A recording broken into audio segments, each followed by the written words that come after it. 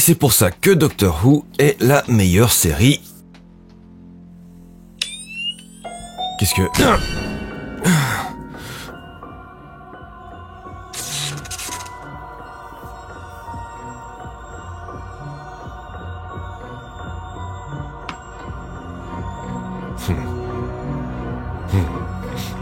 Pourquoi Doctor Who est la pire série du monde?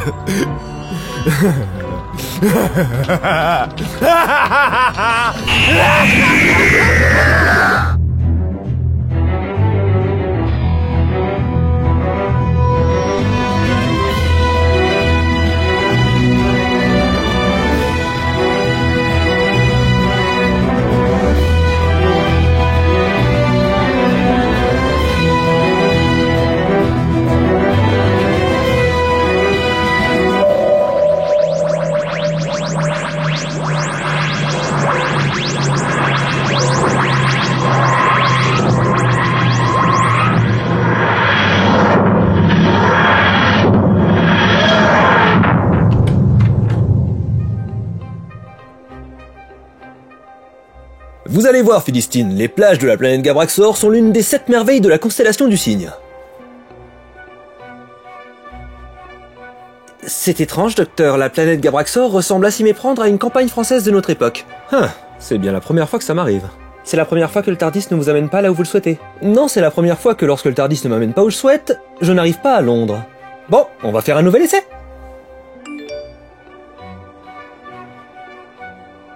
Eh bien, Philistine, vous ne venez pas? C'est étrange, le Tropper a sorti une nouvelle vidéo.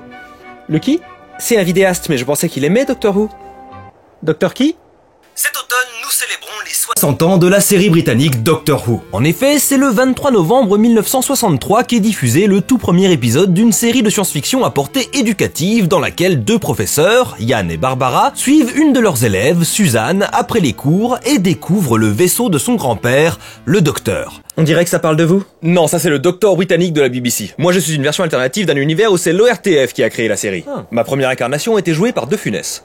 Ah ouais. Ce vaisseau, c'est le TARDIS, une machine à remonter le temps plus grande à l'intérieur qu'elle ne l'est à l'extérieur et déguisée en une police box, sorte de cabine téléphonique britannique qui servait aux forces de l'ordre pour détenir des suspects ou prendre des pauses repas. L'idée de base, c'était de transporter un standard du mobilier urbain britannique contemporain à travers toutes les époques et tous les lieux pour créer un contraste amusant. Mais paradoxalement, les police box étant tombées en désuétude au fil des années, le TARDIS est devenu en lui-même l'icône de la série. Avant tout pensé comme un programme éducatif, Doctor Who était censé alterner entre des passages historiques dans le passé et des passages scientifiques dans le futur ou l'espace. Ce choix a été cristallisé autour des 2 protagonistes, Ian, professeur de sciences, et Barbara, d'histoire. Le docteur éponyme était alors un personnage secondaire, plutôt malicieux et malveillant, permettant le voyage d'un épisode à un autre et causant des problèmes. Mais sous l'impulsion de l'acteur William Hartnell, qui souhaitait faire plaisir à ses petits-enfants, le personnage s'est adouci au fil des épisodes pour lentement devenir un gentil grand-père avide d'aventure. Suzanne, la petite fille du docteur, finira par partir, initiant la tradition du changement de compagnon qui perdure à ce jour. Ce seront ensuite Ian et Barbara qui quitteront le TARDIS, ne laissant que le docteur comme représentant du cast original. Mais même ça était voué à changer.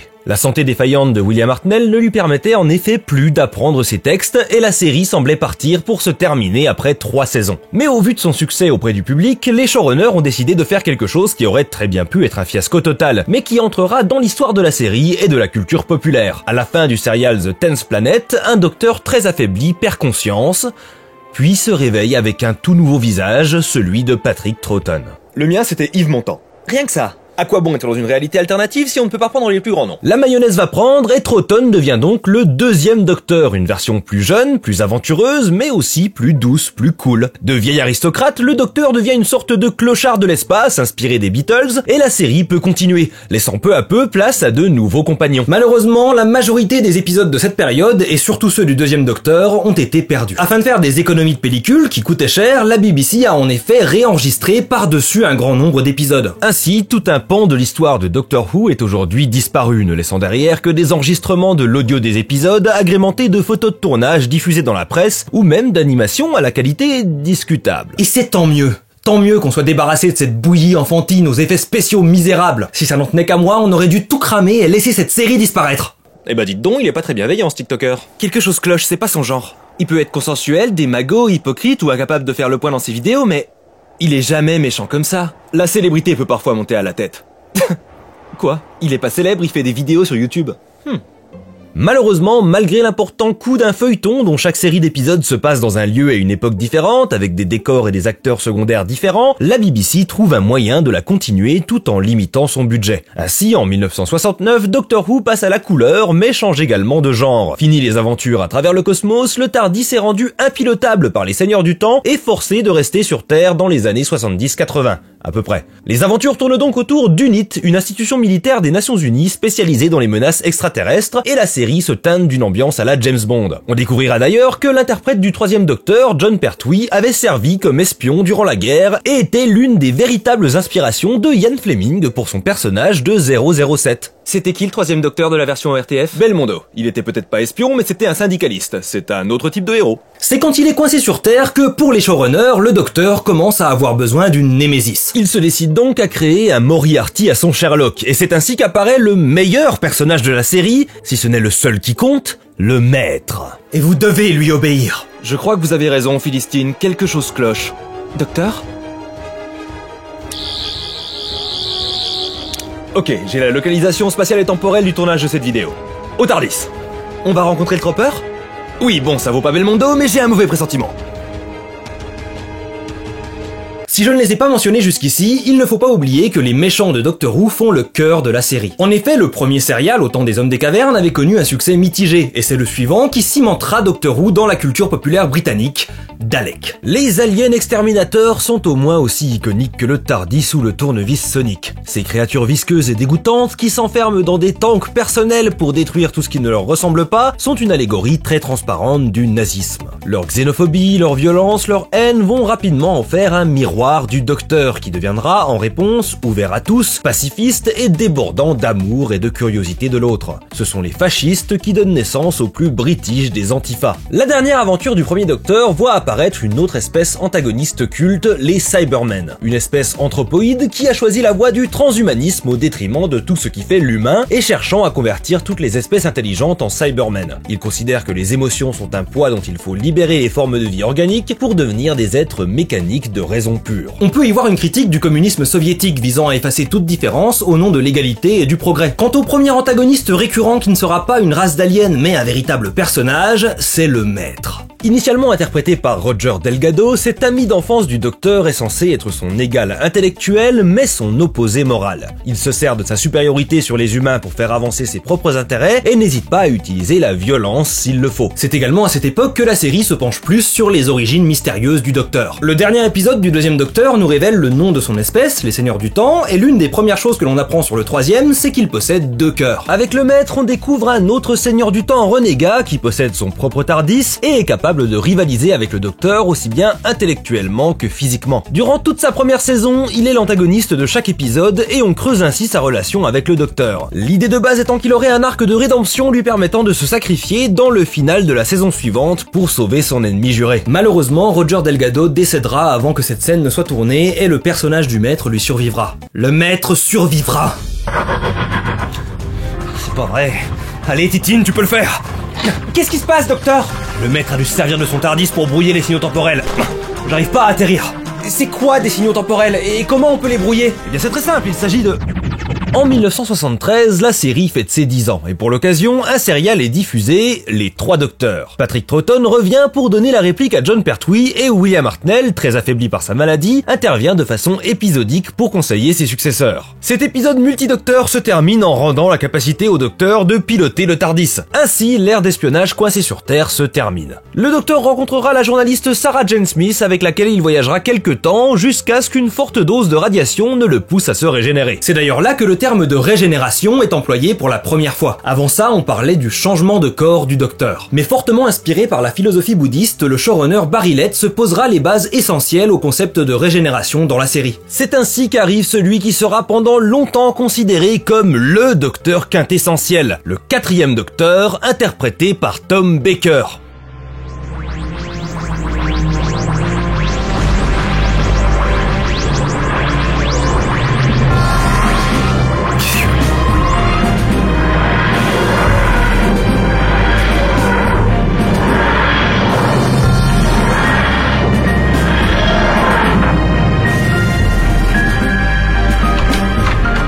Pierre Richard dans la version ORTF.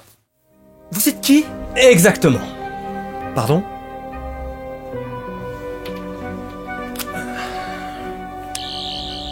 Je peux savoir ce que vous faites? Effectivement, c'est bien ce que je pensais, votre matrice électronique cérébrale est perturbée par un champ nerveux quantique. En français? Je vous l'ai dit, Pierre Richard. Non, je veux dire utiliser un vocabulaire simple. Alors pourquoi vous avez pas dit ça?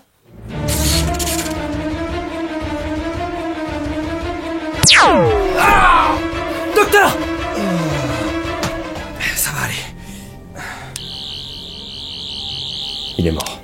Le maître a dû laisser un dispositif d'autodestruction dans son cortex préfrontal. Vous avez l'air mal en point. C'est rien, ça va aller. Ou peut-être pas.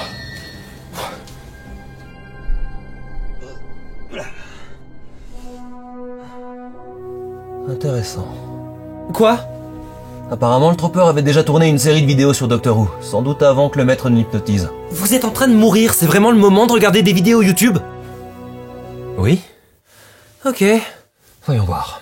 Tom Baker est né pour jouer le Docteur. Tout dans sa stature, dans sa démarche, dans son regard ou même sa voix lui font incarner l'alien au grand cœur, pluriel, à la perfection. Il interprétera ce rôle pendant 7 ans sans interruption, toujours un record aujourd'hui, et son air marquera un changement de ton notable. Si la série a toujours eu la réputation de faire se cacher les enfants britanniques derrière le sofa, l'ère du 4e Docteur se tourne plus vers l'horreur gothique, en n'hésitant pas à montrer plus de violence à l'image. Alors c'est pas du Wes Craven, c'est très tout public comme violence, mais c'est déjà trop pour le service public britannique, notamment à l'époque d'un retour en force du parti conservateur dans la sphère politique. D'autant plus que la série ne s'est jamais empêchée d'inclure des messages pro-travaillistes et particulièrement pro-européens dans ses épisodes. Position qui ne faisait et ne font toujours pas l'unanimité. On ne peut pas omettre que c'est la première série de la BBC avec une femme en showrunner au moment de sa création. Verity Lambert a dès le départ donné le là d'une œuvre tournée vers l'avenir, ce qui se ressentira très vite par le fait que les épisodes science-fiction domineront largement par rapport aux épisodes historiques, qui ne resteront que peu de temps purement historiques, intégrant vite des intrigues liées aux aliens ou à la technologie. À l'instar de Star Trek outre-Atlantique, Doctor Who est donc un bastion culturel progressiste dans un pays qui, à l'approche des années 80, va virer à droite toute. Et ça va impacter énormément le développement de la série. Sa place va être de plus en plus difficile à maintenir et elle sera souvent sous le feu des associations conservatrices et de protection de l'enfance. Ainsi, l'âge d'or du 4e Docteur se termine sous le premier mandat de Margaret Thatcher, alors que la BBC cède aux plaintes de Mary Whitehouse et allège le ton de la série, tandis que l'inflation commence à impacter sévèrement les budgets. C'est dans ce contexte qu'arrive un nouveau showrunner, John Nathan Turner, qui définira Doctor Who dans les années 80. Figure polarisante, Turner marquera surtout pour ses choix un peu racoleurs. Intégrer une compagne australienne pour s'attirer les faveurs des spectateurs australiens, puis une compagne américaine pour plaire aux Américains, ou encore encourager les scènes en bikini pour, je cite, les papas. Après le départ de Tom Baker, arrive le 5e Docteur, Peter Davison. Thierry Lhermitte. Un docteur moins charismatique, plus en retrait, portant une branche de céleri à sa veste, marquant également le début du motif point d'interrogation sur le costume. Une façon subtile de sous-entendre que le personnage est mystérieux. Il faudra malheureusement attendre son dernier épisode pour voir ce docteur prendre un rôle actif et héroïque que j'aurais personnellement adoré avoir tout au long de cette ère, dont on retient surtout la mort du compagnon Adric et l'épisode des 5 docteurs, qui n'en contient que 4 car Tom Baker n'avait pas souhaité reprendre son rôle si peu de temps après son départ et est donc représenté par des images d'archives d'un épisode non diffusé. L'ère John Nathan Turner marquera également le grand retour du maître, cette fois-ci interprété par Anthony Ainley, ayant volé le corps de Trémas, le père d'une des compagnes du docteur, Nyssa, qui semble You killed my father. But his body remains useful.